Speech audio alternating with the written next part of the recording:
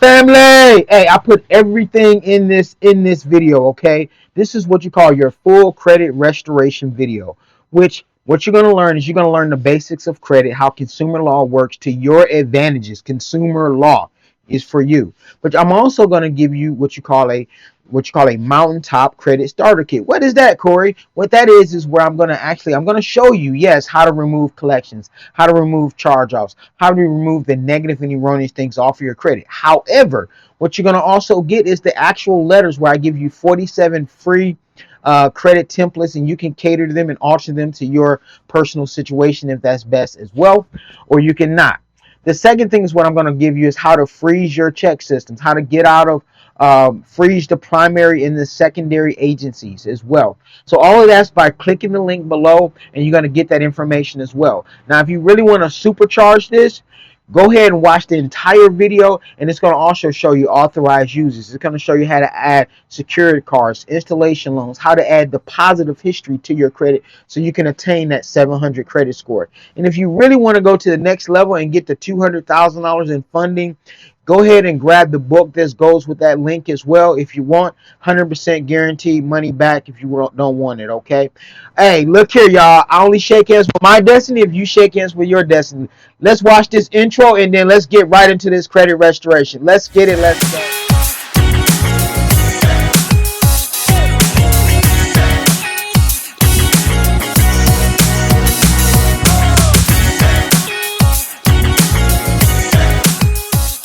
Believed in this. One of my mentors says something. He says, no such thing as bad credit, but bad habits or erroneous information on your credit report. What does that mean? See, what happens is I own everything on my desk, y'all. Okay? What I mean is I own everything on my desk, right? But everything on my desk is everything I own is not on my desk, right? There is no such thing, y'all, as just having this bad credits. Either you had some bad habits, maybe something went wrong, possibly you got sick, maybe you lost a business, maybe just some small sectors in life seemingly stemmed you wrong. But I do not believe, and guess what? Neither does the law is set up where you have one or two things go bad that you need to now suffer for it over the next 30 years. That's correct. Over the next 30 years. What am I saying? You go get a late payment, and all of a sudden the late payment drops your credit score 80 points, and now you're in the process of purchasing a home, and now you purchase that home at a higher interest rate than your next door neighbor. So all of a sudden now you're paying 150, 200 plus dollars more for your home, and you do that over the next 30 years. That's right, over one late payment. I don't believe in that, okay? The law is on your side, okay? So one of the things we want to talk about when I say the law is on your side, it's the reason that the Fair Credit Reporting Act, the Fair Debt Collection Act, or the Fair Credit Billing Act, because let me tell you something. One of the things that you understand with credit bureaus, you think that that's the government, don't you? It's a play on words. It's a play on words, just like you know that FBI, Federal Bureau. So all of a sudden that is government. But you all of a sudden think the credit bureaus are government agencies when they're actually just consumer reporting agencies. They're not even a government facility at all. So in actuality, the law is on your side. It's more to your fair advantage. But remember, I said something a moment ago. What did I say? I said, you are where you are because of what you know, not because of what the things that you do not know. It's about learning the things that you do not know. So what I want to teach you here is what you do not know, and you're going to find out that some of the laws are in your favor. Okay? So let's jump in here. The Fair Debt Collection Practice Act, this deals with collection agencies, right? That's right. Who is the collection agencies? Those ones that's trying to call you. They're trying to don your call you all times of night, all types of night. Let's read this in 15 U. And I urge you to go and Google this. U.S. 15 USC 1692E. Okay, watch this. False or misleading representation, communicating or what? Threatening to communicate any person. And when you see that, I want y'all to see what person means. Okay, we'll come back to that on another course. Any person credit information which is known or which should be known to be what? False, including failure to communicate that a dispute is disputed. This is one of the ways that you get things off. What that means in that law is you actually, it doesn't matter what it is, if it's yours or not yours. It's absolutely could be something you defaulted on. It's a charge off. Anything on your credit report can be disputed. So what happens is we use the law to send in a letter, and it's called a, various laws we use, but one of them is using this one where you actually send a letter in. If they do not mark it as disputed within a 30-day time frame on your credit report, guess what? It has to come off of your credit report. That is correct. It doesn't matter if it's $100 bill or a $10,000 bill. That's how we use the law with the Fair Debt Collection Practice Act. Okay. So the same thing goes for the Fair Credit Reporting Act. This deals with the banks and the creditors. Okay. Same thing in 15 USC 1681 subsection S. Duty to provide notice of what? Dispute if the completeness or the accuracy of any information furnished by any what? Person. I urge you. I'm not going to tell you. Go look up what a person is. You got to do this, okay? Without notice that such information is what? Disputed by the consumer. I'm showing you the same law here. There are many laws, but I'm just using some of these laws here that I'm going to actually go back and give you in some of the letters that I'm going to give you here tonight, okay? And the same thing goes for the Fair Credit Billing Act. Yes, you have rights to dispute unauthorized charges or errors or undelivered goods, okay? What am I saying? What that simply means is if you have something on your credit report and it is the charges is an error, meaning you could owe $752, but if it says you owe $952, that's an error, okay? So that's something that can also be taken off of your credit using the law. Again, I'm not going into all of the consumer laws tonight, okay?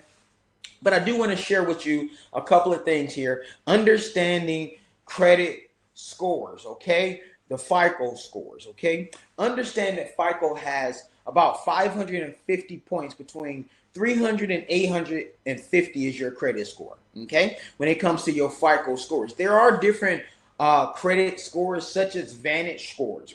Like when you go and pull your Credit Karma, quote unquote, Credit Karma, I'm not going to say, some people say, well, that's not a real score. Vantage score is definitely a real score. It's just not widely used within the industry by lenders. Most lenders use FICO scoring models. So tonight, for the sake of that, we're going to talk about FICO scoring models and how it actually works, and then trying to build your credit profile accordingly. Yes, we all understand, quote unquote, 700 should be your thing that you're shooting for. But in actuality, people with a 750 score versus someone with a 660 score, the person for 750 can get turned down, and the person with 650, 660 can get approved depending on their credit profile. That is one of the things that I teach within my digital course and mentorships, and even in my book, I teach credit profile. We're going to build it a little bit here tonight, but not very, very, very in depth, because it's just only so much we can do within an hour's time, okay? So understand this.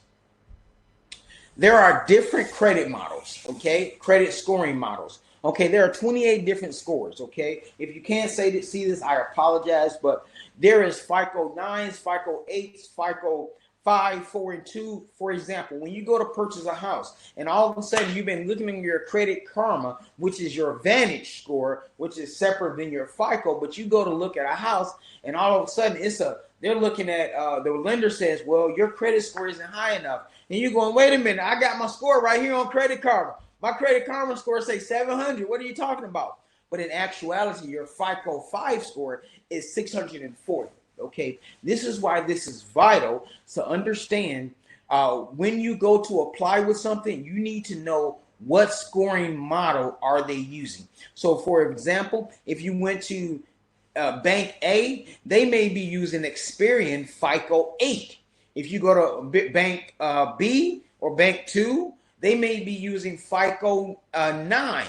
Or another one may be pulling from Equifax, okay? Another one may be pulling from TransUnion using the FICO 10 model. So it's very vital to understand when you're going to apply for something, The most widely used in lenders, quote unquote, is FICO 8 model. But at the same time, understand if you're going to get something and one bank pulls from Experian and another bank pulls from TransUnion, and maybe your TransUnion score is not that high, but your Experian is 30 or 40 points higher, guess what? Your approval rate is a lot higher with Experian opposed to TransUnion. That's where that is extremely vital in understanding the FICO model, okay? So this right here is extremely vital, okay? I'm sorry. Understanding 35, 30, 15, 10, and 10. And I'm going to show you a model on this next page. This is what you must learn like the back of your hand. Understanding that 35%, so if it's made up of 100%, 35% is your payment history.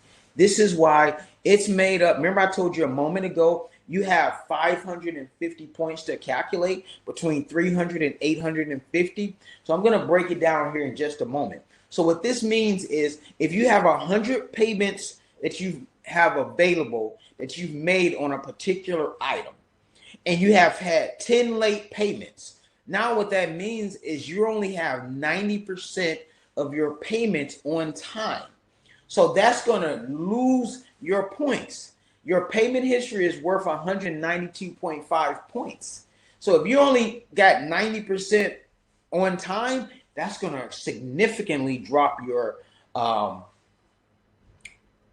scoring, okay? That's why 35% is the highest model. What's the next model? This is where many of us get in trouble. And within our mentoring coachingship, I show you some strategies on how to hide some of this utilization. Utilization or amount owed. What that means is if you have a, I'm going to change it here. There we go. Your amount owed, okay? The amount owed is worth 164 points. What does that mean?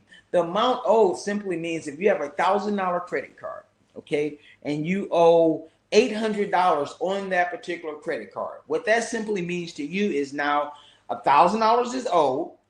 $1,000 available, I'm sorry. You have $800 what? Owed. So that means you have a 80% utilization.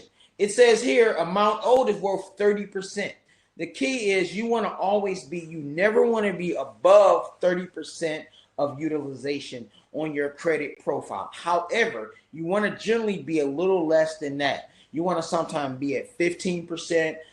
I like personally at about 9 to 7% is a sweet spot. And actually the FICO scoring model says 7% is the absolute kind of that perfect threshold where you want to be. Now, is there some ways to offset that? Yes, it is. Because the higher you up, the lesser points that you're getting. You want to max out those 164 points, okay?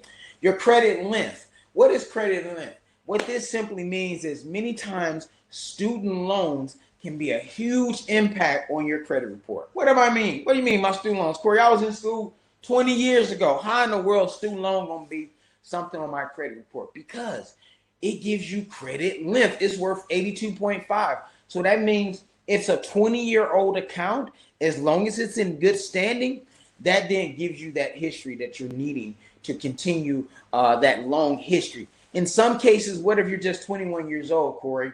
Well, I don't have any history. I'm going to show you how to get that history at 21 years old here in just a second. So that's what it means by credit length. Again, what am I talking about? 35, 30, 15, 10, and 10.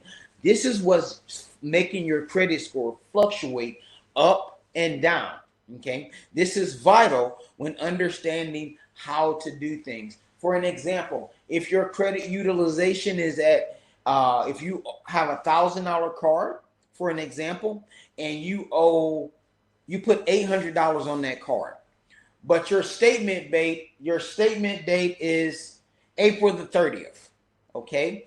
But your reporting date, is April 30th. Your due date is May 5th. So what does that mean? They reported to your credit report that you owed $800 on that card, but in your mind, you paid that card on May the 5th. So you paid $800. You shouldn't owe anything. That is correct. But what's happening is now it's getting reported on your credit report as 80% versus 0%. Is that going to have a significant difference on your credit score? Absolutely, 100%. Big difference in 80% and 0%. Okay, that's what that is. Let's look over to the next one. New credit. Okay, again, I want to make sure I really classify what I'm saying here. New credit, yes, you get them 55 points. That's great. It's 10% of your score. What this means is if you go out here and get a new credit card or you get a new account, can it give a boost in your credit? Absolutely, it can. If you go out and get 10 new accounts this month, can that have an increase in your credit? No, it will actually act in reverse. It's going to decrease. Why? Because it's only 10% for new. But watch this. What was it for credit length? 15%. So now if you go and add 10 new accounts, what just happened to your credit length? It just went decreased because you just added 10 new accounts.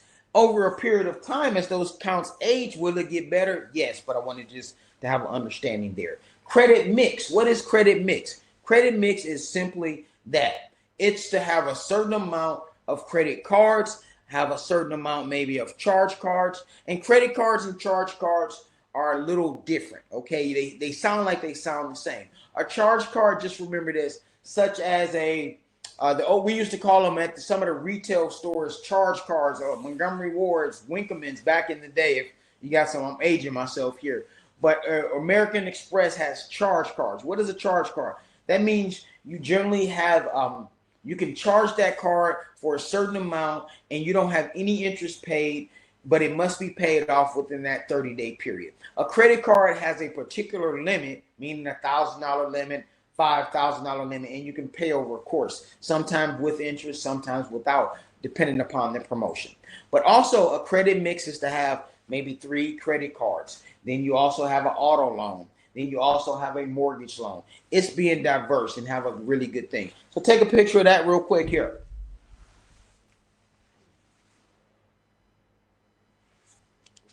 Okay. Go ahead, order your free. This is not the same as credit monitoring.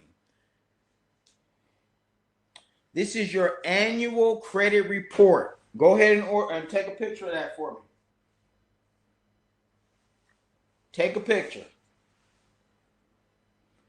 This here is your annual credit report. With your annual credit report, this is something you can get free every year, okay? This here is not going to have a score on it either. And I'll tell you later why that doesn't have a score on a different call. We don't have time today. But this is going to be different than your credit monitoring. This will actually have everything that's pertinent to your credit report. This report you will not send in to the collection agencies later or to the credit bureaus or anything like that, i.e. Experian, i.e. Equifax or TransUnion, nor are you going to send this directly to a collection agency or anything of this nature. This is for you. So when you go to analyze these credit reports, what's going to be on them? When you analyze this, you may have public records. What's a public record? A tax loan, a tax lien, judgment, bankruptcies. Those are public records, okay? Most of us, a lot of times, you're going to have derogatory things. Your collections on your account, late payments are going to fall within your unsatisfactory accounts. Your derogatories are your collections, your charge-off. I'm going to show you how to address those things. So they're going to be broken into those categories.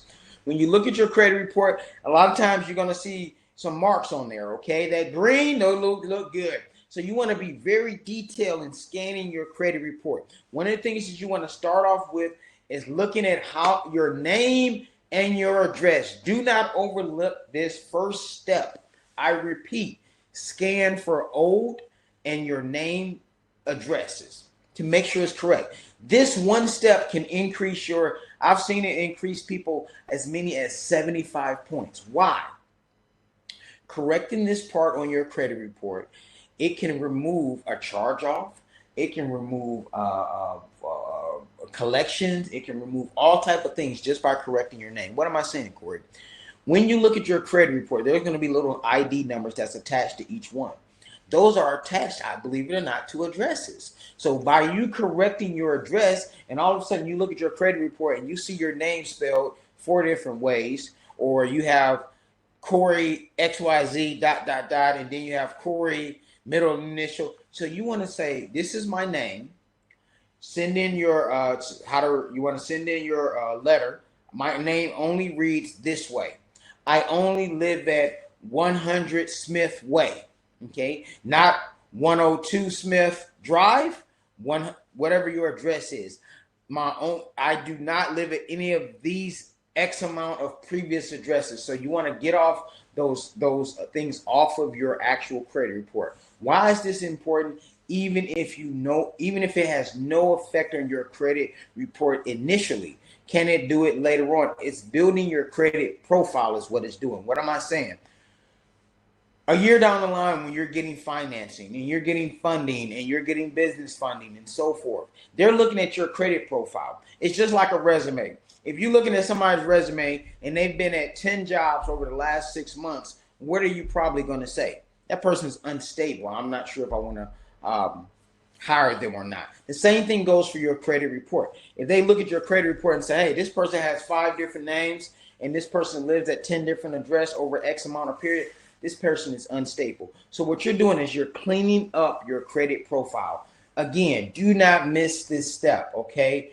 Do not miss this step, okay? The next thing is what you want to do is scan those things. Look for those colors. Those greens, that means you've been paying that thing on time. When you start getting into that 30-day, 60-day, 90-day period, that's going to start to mean those payments are either late or they're derogatory or they've even become delinquent.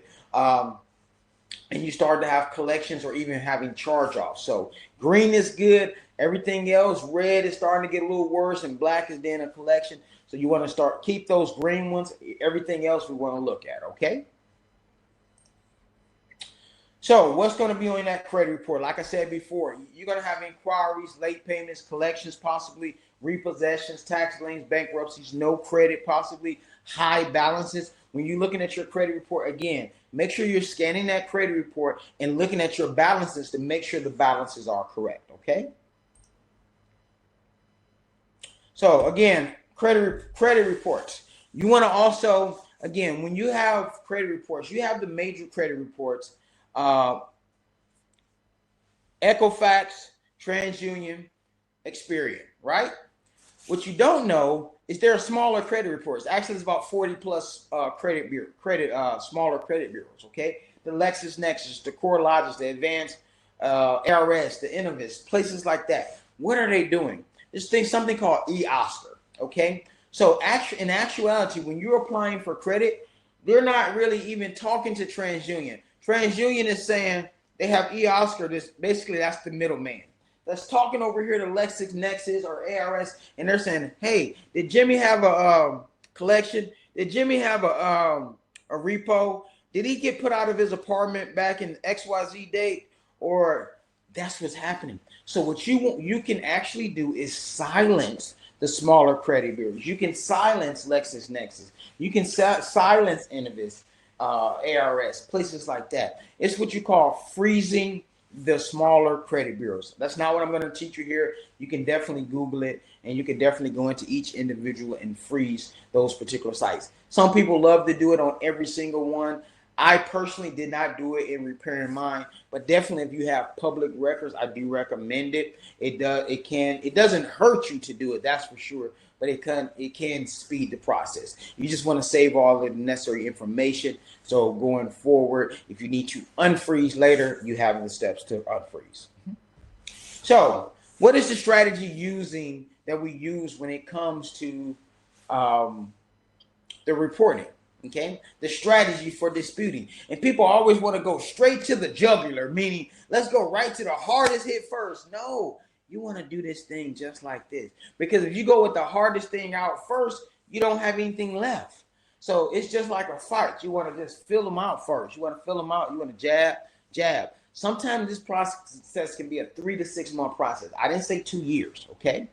All right, so the first process is verification. Okay, and that's what you're doing, and you're sending out that first letter as a verification letter and saying, hey, send me back proof that this is mine. Send me back signatures. Hey, you need to mark this as disputed within a certain time period. Okay, so you're going to go through a verification process. You're going to go through a dispute process, warning, reinvestigation process. You can go through a validation and settlement, and even going all the way down to complaints. I don't necessarily recommend. You see some people doing complaints right off. That is something that absolutely you do not want to do a complaint with the CFPB unless it is truly, truly that, because that your report will be marked for the duration, and that is fraud, people, if you decide to do a CFPB complaint and it was not. This is different that's different than just saying, hey, I want to just dispute something you know is yours. But if you definitely have a valid point, absolutely do that. Okay, you can take legal action. So let's jump right on in here. I told you earlier how I want you to start off removing your addresses, correcting your name. Also, this process, if you've had your credit worked on previously, take a picture of this, because the very first thing you want to do is remove old disputes. Okay, why? Because if we're trying to say, hey, you must say that this has been disputed and you must report it within a 30-day process.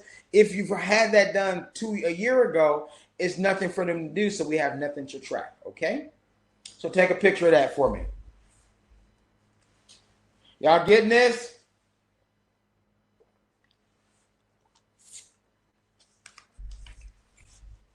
Take a picture and do exactly as is. You can call and have your disputes removed. Round one validation. I'm going to give you a letter here shortly. Okay.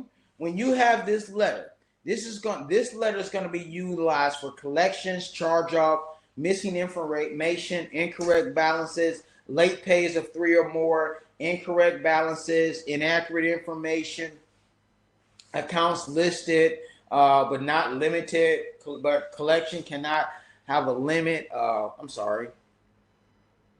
I got collection account listed with a limit, but a collection cannot have a limit. Oh, okay. I said that right. I was like, I had to read that, double take it. Meaning what that means is it has a collection, but then it may show that it's a collected amount of $500 is the collection amount, but in actuality it's paid off, and so you don't owe anything. So how in the world can it still show as collection? That's incorrect. Okay, so what you don't want to send for the round one validation is two things: one, public records; two, student loans. Okay, you want to send a different letter when it comes to those. All right.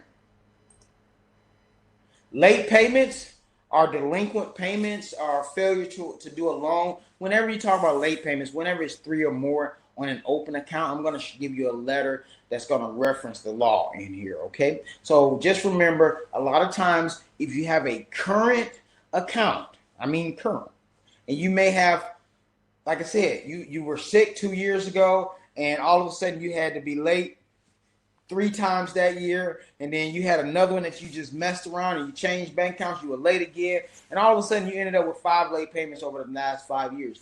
That's going to hurt your score. But other than that, the account was pretty good. What you want to address that is what they call a late payment transaction letter that I'm going to share with you. Okay. So let's see these letters. Give me just a second. I'm going to stop sharing my screen.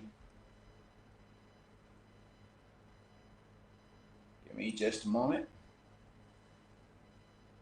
The first one, I'm going to go back first. This here's your personal information letter. That personal information letter, what that is, that's the one that you're going to send to Experian. You're going to send this to Equifax. You're going to send this to TransUnion to say, with a valid license. When you send that license, it is a must. I repeat, it is a must that your ID, your license, your passport, your state ID, it must match your current address. So that's the first thing you want to send with it. The second thing you want to send with that updating your personal information is something at that current address, meaning a utility bill, a phone bill, something of that nature that's in your name that has that current address. Okay, so you want to send that. It doesn't necessarily have to be in your name, but the address needs to be correct there. And that's where you want to say, hey, this is my name, John Doe. I live at John Doe, 100 John Doe Street. I have only one previous address. I do not wish to have my social security or my phone number listed on my credit report, or whatever you choose to to list there. It's all in that letter. So that's update your personal information. You do not need to send that particular letter or letters when you're sending them to the credit bureaus. They do not need to be sent certified mail. However, I recommend that you send everything certified mail to the creditors and also to the collection agencies. The reason being, everything is time stamped. Okay, so that way you spend the extra $4 is well worth it. You make an investment, you folks. Make the investment in yourself. Okay, so the next one here, I'm going to stop sharing the first one. Okay, so the next one here is the round one validation. That's the letter. What you're going to do is you're going to send that letter certified mail. Okay, when you send that certified mail, you're going to do this. You're going to just, where it's highlighted, you're going to put your name. You're going to put in whatever the situation is referenced to you, meaning if it was a collection, such as you say I owe $192 X, and put in your situation. You're going to then send that certified mail, and you're going to then track the date that you mail it, 1, 2, the day that they actually receive it. The day that they receive it, hold on, let's back up. The first thing you're going to do is you're going to also get credit monitoring, okay? So the minute you get credit monitoring, excuse me 1 second, I'm sorry. The minute you get credit monitoring, what happens is you get credit monitoring, okay? So you're going to pull your credit report. So you're going to now know this is being reported. This credit report, this is time stamped at April X date. So now you have 30 days. So what's going to happen is you're going to send that letter certified mail. The day that they receive that starts the 30-day clock. What does that mean? So now you're going to say 30 days from the time that they actually done it. So 30 days from the day they received it. Now you're going to pull your credit report after those 30 days. Now, if they have not said, oh my goodness, they didn't respond, or they said it was not disputed, or they said it was disputed, that's your timestamp, okay? So just remember, everything is time stamped. That's why it's important to send that. The next letter, I love this letter. This is my cash for delete letter. This thing works. This is a binding contract, folks. So what this means is this works great for third-party accounts. What that means is you have third-party accounts, okay? So with a third-party account, a collection agency, basically. They've sold the account to a collection agency, and they say, hey, I'll make you a deal. You owe $800, but I tell you what, if you pay it all in full, it's $500 or something of that nature. What you never, ever, ever want to do is make a payment, okay, on a collection account without some form of letter. Why? Because now they've been worrying you and they've been pestering you to make that payment. Now all you have on your actual report is what? A paid collection for the next 7 years. That is absolutely what you do not want, because now you have a paid collection that's going to be still reporting derogatory, negatively affecting your credit report. So what this cash for delete is saying, you send this cash for delete letter, you're going to send it certified mail again. You're going to send it not with a money order, but a check. Why a check?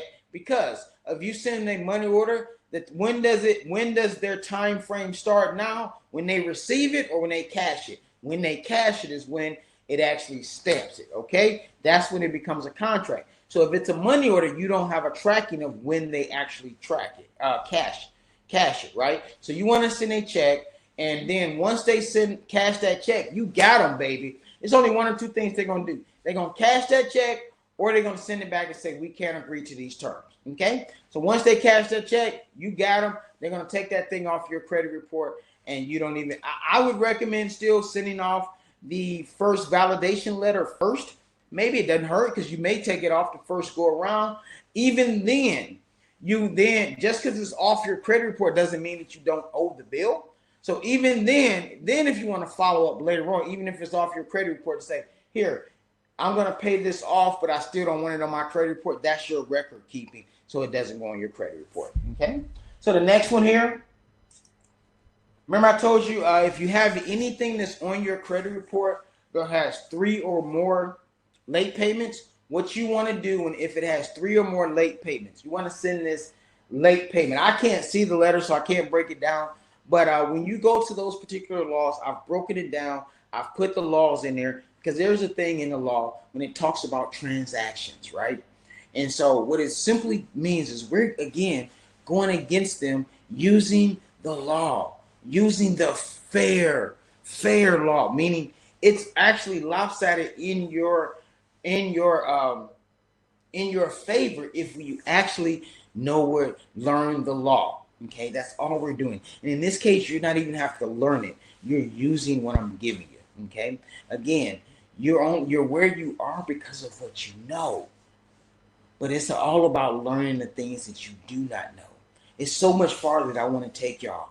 It's so much farther. This is not about credit. This is not about debt. It's about freedom. Okay, so I'm going to stop sharing here for just a second here. I'm going to go back to the presentation.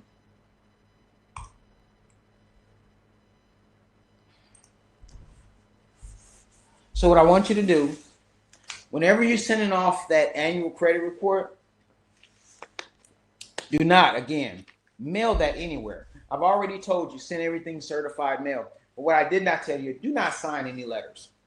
Meaning, one of the things that you're asking for is a binding original signature, right? So if I'm you, and I'm going to be asking a creditor, especially some of these collection agencies, they're slick, right? They're trying to get their money. If you're asking for an original signature and then you send the letter with your original signature, you never know what they can do. So again, don't sign anything. I never signed a thing. Okay? Send the letter, certified mail, not signed. Okay? So let's start building your credit today. Even if your credit is not where it needs to be right now, we're not going to wait 6 months. What you can do today. We want to build your profile up right now. And remember, I talked about 35, 30, 15, 10, and 10. This is where this starts, okay? Just by reporting your rent, y'all. If you are not owning, but you rent, this is where you get more payments. Remember, I talked about you get 192.5 points out of that 550 points of your FICO scoring. So just imagine this.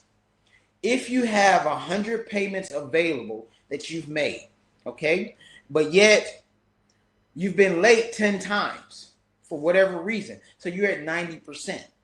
The minute you pay your rent every month, because why? You got to have your rent reported.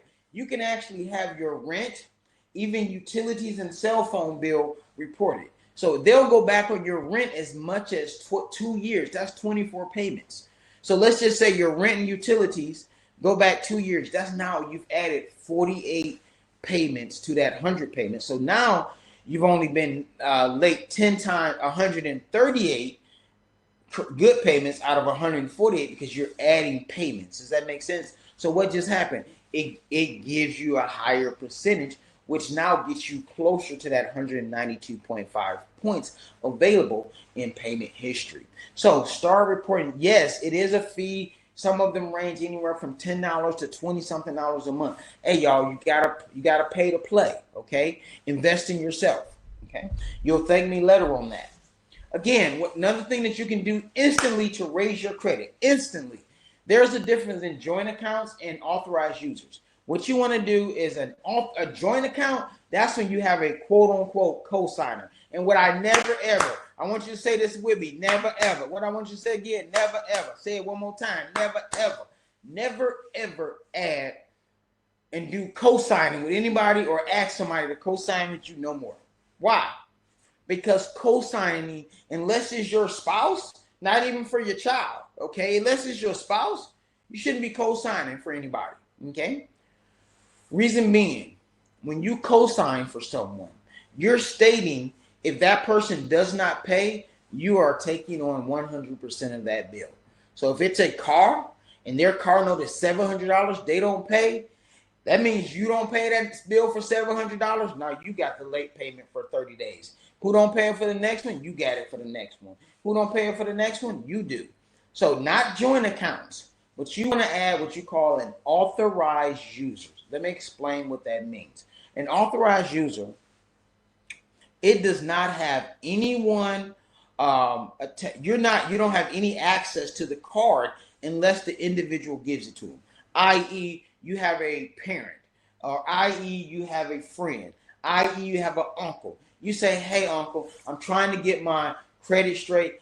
You've had you only want to do this if someone has had what? They've had good payment history. So they have excellent payment history, one. Two, their credit utilization is under what? 30%. So if they're maxed out on that card, you don't want it. If they've been late on that card, you don't want it. So you only want it if they've had good payment history and they have very low utilization. Okay. You say, hey, can you add me to your account? And they say, wait a minute, I don't want you having my credit card. Uncle, I don't even have to have it. You have no access to their billing, no access. You only have access to what they give you. If they want to give you a card, great. If they don't, great. But let me explain what it instantly does. It instantly gives you their payment history, unless it's American Express. But most cards, it will give you their payment history. So if they've had that card for 5 years, you now just added 60 months of good payment history. If they now have, if it's a $10,000 card and they owe $0 there, you've now increased your credit utilization, because beforehand, let's say you had a $1,000 credit card, now you have $11,000 credit available to you. So what just happened by you doing that? You did what? You increased your credit utilization. So even if you owed $800 on your credit card and now you had 11,000 available, you no longer at 80% anymore. You're now below 10% just by adding them, and you didn't even pay off your card. So that immediately dropped your utilization. So what's going to happen to your credit score? It's going to do what? Go up. Credit history, or that 35%, what just happened? You added 60 good payments if they had that card for 5 years. So what just happened? What happened to your credit score? Did it go up or it went what? I mean, did it go down? It went up, right? Credit length, they had it for 5 years. You now have some more length. So authorized users is a big component. Here's another tip for you. Here's a pro tip. Write this down. Take a picture. What I want you to do for your kids, if you got a teenager, I don't care if your credit right now is not where it needs to be. You can go and get you a secured card, okay, which I'm going to talk about here in a moment. A secured card. And you can do the exact same thing and add your child as an authorized user at the age of 13, 14, 15 years old. The key, though, is pay that card 100% of the time, 100% on time. 2, keep a low credit utilization. So if that kid is 13 years old, when they're 18 years old, 19 years old, how much credit history do they have? How much, if you do that for 1, 2, 3 cards, what just happened? It's going to skyrocket their credits when they're 18, 19 years old. They don't need you for a credit cosigner. And guess what? You don't have to even send them, give them the card. They don't have to have any access to the card whatsoever, okay? So again, remember we talked about account mix earlier. You want to have different types of accounts. You want to have 2 or 3 credit cards, 1 to 2 installation loans. Okay. If you don't have any installation loans, I am not saying go out here and get 30%. Hey, they sent me something in the mail, Corey, and they said they're gonna give me $2,500 and it's 35% interest rate. Thank you, Jesus. That was not from Jesus. That was from the devil at 35% interest rate. So that is not of God, okay? So this is what I'm going to tell you to do instead. You're going to get what you call a pledge or shared loan. Generally, you can get these at credit unions, and it's a secured installation loan. Not a secured credit card, but a secured loan. For an example, you can get this at Navy Federal Credit Union if you're able to get on it. Navy Federal, they call theirs a pledge loan. Some people call them a shared loan, depending on the credit union. Okay, so what you want to generally do here, let's just say you go into Navy Federal, or you call Navy Federal, you say, hey, I want to take out a secured loan. What? That's right. I want to give y'all my own money. I have $300 here to take out a loan. Okay. So what you're going to do is give them $300, and you're going to then take a loan on your own money. But what you're going to do is you're going to immediately pay that loan back by 80%. Okay, you're going to pay that loan back within a week or two of getting it by 80%. So what just happened? The minute it hits to your credit, it's going to report to your credit as being what? 80% paid off. So now you're going to take that other 20% and you're going to have that to be paid over the next 12 to 18 months. You're going to make very small payments. You don't need to do this with a big loan. Again, this is getting your mixture up and getting your payments low. So you're gaining payment, and you're also getting an installation loan that says you're 80% paid off. So this is another credit booster. So take a picture of that right there. And the last one here, for some of the secured cards, I don't believe in getting secured cards or even unsecured cards that do not graduate. What am I saying? There are some cards that you can go get that's $300, $400, even $500. But here's the problem. They'll give you those credit cards, i.e. Premier, i.e. Capital One. I'm not saying just those cards, and I'm just not name dropping them, but it's a fact. Well, I shouldn't say 99% of the time, what happens is those cards are going to stay that same limit 5 years from now. I don't want you to do that. It's about you building a credit profile today. So I would rather you get a secured card today that's going to graduate in 6 months, 12 months. What am I saying? Let's use Navy Federal again. So what that simply means is let's use Navy Federal. You go get a $200, $300 secured credit card with Navy Federal today. Even no matter what your credit is today. Get the secured credit card. Pay it every single month. Use it, pay it, use it, pay it off, use it. Every month for 6 months. What's going to happen in 6 months is a good likelihood that they're going to graduate that card. So they're going to take it from a secured card to an unsecured card. So if you start off with a $200 card, you're going to then go to possibly a $2,000 card in 6 months. Come on, y'all. Give me some fire in the chat. So what that simply means is now you have a $2,000 card in 6 months. Now watch this. Use the card, pay the card off.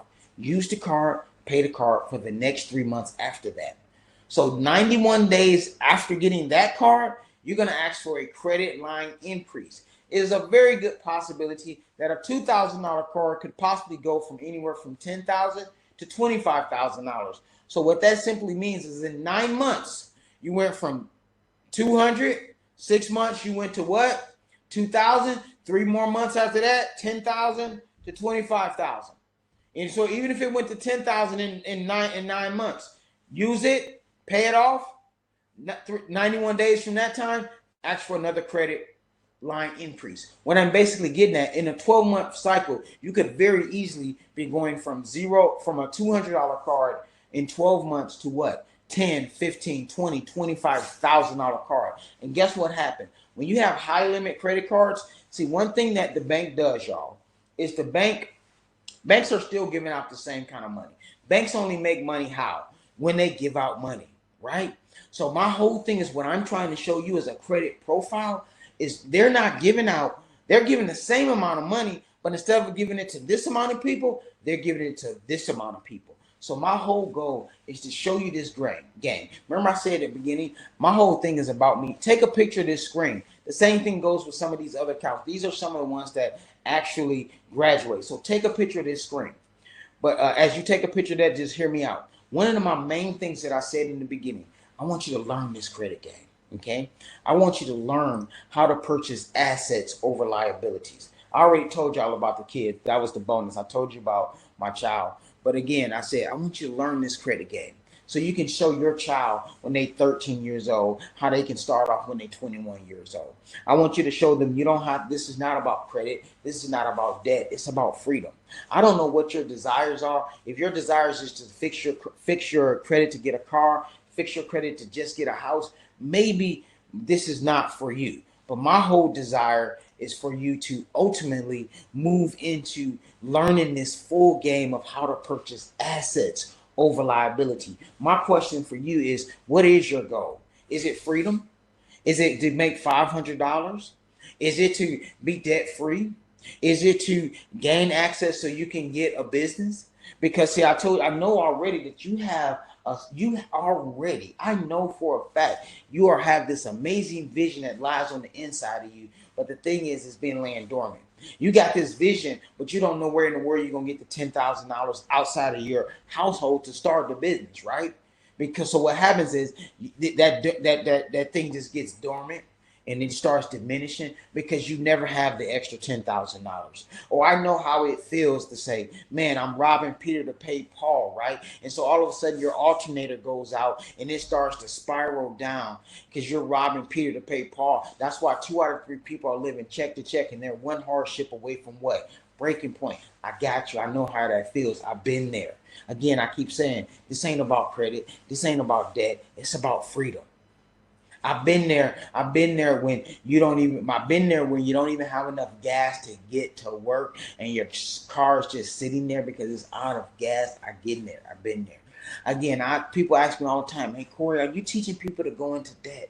No, I'm teaching people not credit, not debt, but freedom. How in the world are you gonna pay off something at a 35% interest rate and paying that? How are you gonna do that? No, I believe in you should never pay interest again. So I teach you ways to never pay interest again. I teach you ways to allow your credit to pay off your debt in order for you to be free. I teach you ways to now make money in your sleep. Okay, passive income, digital income. We've created an entire profile to teach you how to just go in, get your login. My whole goal is when you come in, have credit parties, have freedom parties, have shake hands with destiny parties, not just for me, but for your husband, your wife, your girlfriend, your boyfriend, your cousin, your sister. Everybody can get this all in one thing. Because it's about you got to learn the game, y'all. Because if you don't learn the game, you ain't gonna know what. You ain't gonna know how to play the game. It's football. It's basketball season. If I went out on the basketball court during the playoffs, ain't nobody going out there with no football cleats on. Or at these spring football games, ain't nobody going out there with no gym shorts with a basketball out there. No, you got to learn the rules to the game in order to play the game, right? But then once you learn to play the game, you got to learn how to get the erroneous and negative things off of your credit. See, but if you don't understand all of the 15 USC 1692 or 1581 laws in order how to get the erroneous and negative things off your credit, you can't properly play. You won't understand what Metro 2 compliance is. What that is where all of the credit companies use by the press of a button. You don't even have to send out the letters. It does it for you. I'm going to show you that. I know you got this amazing vision, but you don't even know how to start your business, right? I got you. We're going to help you from A to Z start that business. The full blueprint, right? A to Z. No matter if it's going to the go get to the Secretary of State, to getting your website done, to starting where your funnel goes, everything, even on how to write books. Yes, I got you. This thing is all about building $0 to $250,000 in the next 12 months, a blueprint. Get your 750 score. Get your credit restoration. This is fully there. I'm going to drop an offer here in the chat. Okay, I'm going to stop sharing. There we go here. There we go. There we go. That's a crazy offer. That's right. In this offer, you actually getting something, but I'm not even going to talk about all of the things that you're going to get. My whole thing is, are you tired of being sick and tired of being sick and tired? One of the number one things that people say, well, Corey, I don't know how to shake hands with my destiny. I don't know how. That's because one of the number one things that you got to do to learn how to get into to shake hands with your destiny. Number one thing you got to do is you got to seek the thing. You got to be willing to say, I'm going to get up from where I am. Because one of the main things it says, get up, get out, seek something. To seek something is to go after it. Are you willing to go after it? Or are you willing to just stay where you at and stay stagnant? You want to stay in nasty waters? Because if you think about a pond and you think about a river, what's the difference? A pond has infested, nasty waters, but what does a river has? River has flowing waters. You'll never get the same drink again. A pond and nasty has infested animals, nastiness, feces, disgust. But what does a river have? It's drinking water. It's flowing waters. It signifies freedom. Rivers, right? That's the same exact way that your life and your finances should be in a river. Or do you want to stay stagnant? See, the first thing you got to do is seek that thing. So if you're willing to seek it, you will find it. Okay. The next thing people always say, well, Corey, I need to know how to find my destiny. I'm sick and tired. It's going to take some discipline. That's right. This is a do it with you, do it yourself course, but it can be a do it with you course because I actually offer webinars on Saturday mornings within our community if you decide to take it there. But this is going to take some discipline. You got to actually get in and do some work. Very little work. I put it all there step by step, but you got to actually do the work.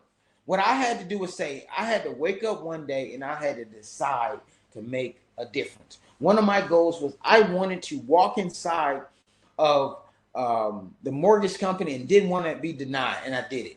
But you know what somebody else did?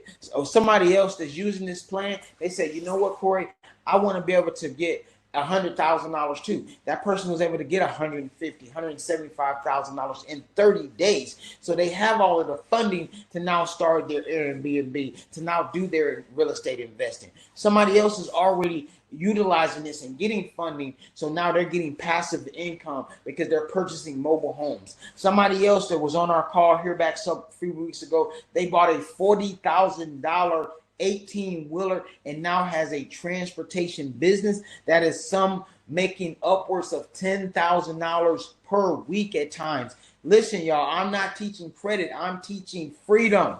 Not credit, not debt, but freedom. So my question is, do you want freedom? My question is, do you want to get up? My question is, are you willing to be in still waters or in the nasty flowing waters? Are you willing to make an investment? I know sometimes people, the stuff that I put in here, I'm even putting a 14-day guarantee on it in there in that course. So again, y'all, if it's jump on the court, jump in the line in the freedom course, I'll teach this same course next Tuesday, but I saw so much more in depth than what we do for you within that course. I give you all of the lenders list of all of the different the lenders list and what their data points are. I give you that. I give you how to do your business credit A to Z, step by step, so you have your business credit within a matter of months. You're gonna get a supernatural fast track to $250,000, $300,000 quickly. I'm gonna show you how to move debt. So without paying it off, I show you all of those different strategies. But hey, if no questions here tonight, go ahead, get on that link, take advantage of that link. It will be up through the end of this night till midnight. That same price will be there. So go ahead. I got 5 slots available. Hey, y'all, it's been great tonight. Hey, remember this. I only shake hands with my destiny if you shake hands with your destiny. Let's get it. Let's go.